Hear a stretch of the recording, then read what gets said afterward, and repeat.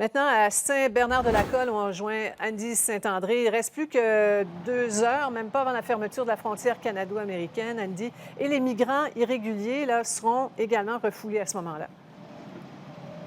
2 heures, effectivement. C'est très bientôt, Sophie, pour vous en direct ce soir de Saint-Bernard-de-la-Colle. Je montre des images en direct relativement calmes. Vous voyez ce véhicule récréatif. Je vais y revenir parce qu'il y a eu beaucoup de mouvements dans la dernière heure, entre autres des snowbirds qui rentrent au pays.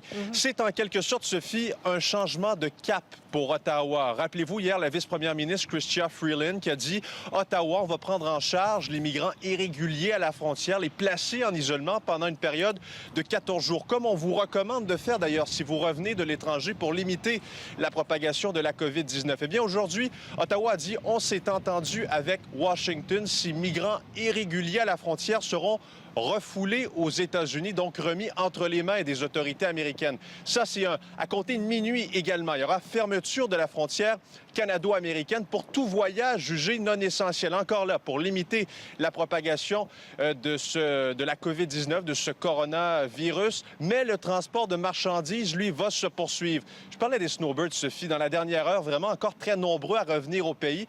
Je leur ai posé quelques questions sur la gestion de ce dossier, de la pandémie en général aux États-Unis, sur leur appréhension du retour. Étaient-ils contents? Sont-ils contents de retrouver leurs proches? On peut entendre.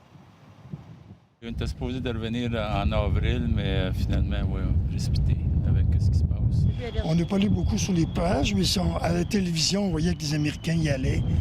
Puis on voit que c'était pas bon parce que ces Américains-là vont aller dîner. Donc, il n'y a pas d'affaire à aller à la plage, mais ils ne l'ont pas compris. C'est très bien géré, moi, je trouve. Parce qu'ils ont fermé toutes les plages, ils ont tout fermé partout. Puis tu n'avais plus le droit à aller nulle part. Puis ils te conseillaient de partir. Puis on est parti.